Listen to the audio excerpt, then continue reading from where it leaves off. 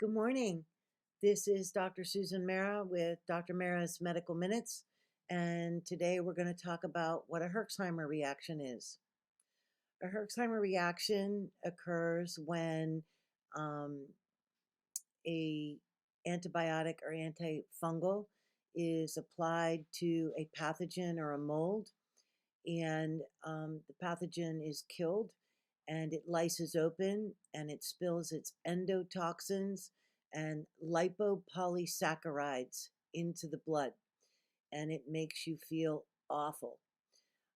Generally, it is characterized by an exacerbation or a flare of symptoms, and these symptoms can be the result of the Herxheimer causing the activation of proinflammatory cytokines.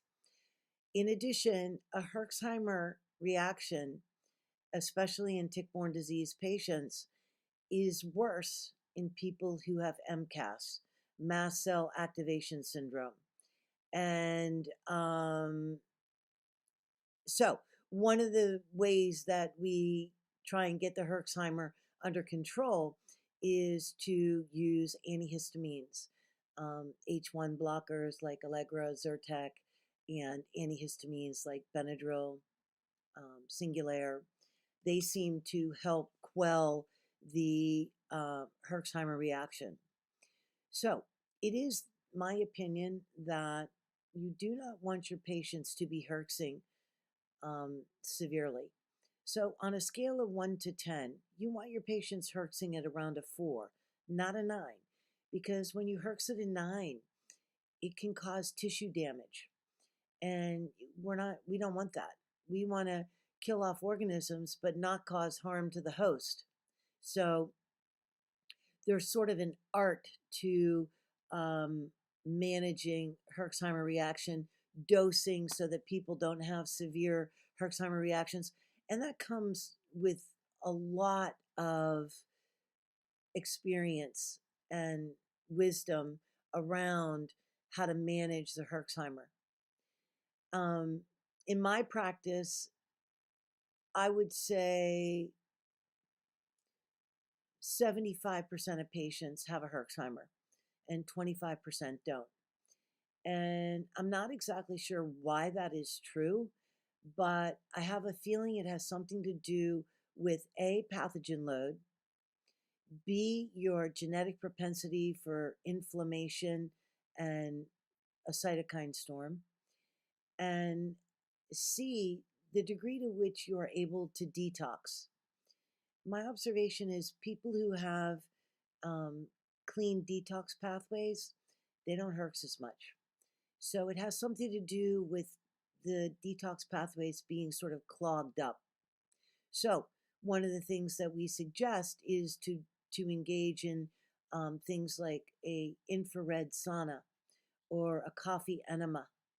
Those things can help loosen up the lymphatic pathways. There are a number of substances that you can use to help quell the Herxheimer reaction. Things like warm lemon water, bentonite clay, charcoal, zeolite, chlorella. You can take them 2 hours away from supplements and food because they'll also bind those things. And they sort of bind up all of the endotoxins and the lipopolysaccharides, and will help you manage the Herxheimer. The other thing is you've got to be drinking a lot of water, at least 2 liters a day. It just helps flush things out of your kidneys and your liver and your body, and that's really important for detox. So a Herxheimer reaction is frequently a necessary part of healing from tick-borne illness because it's required in order to have die-off of the organisms. It's not a very pleasant experience, but a necessary one. So we try and manage it at a rate that you do not have severe symptoms. at least in my practice. We're pretty vigilant about managing Herxheimer reactions. So I hope that this information has helped you, and I hope you have a wonderful day.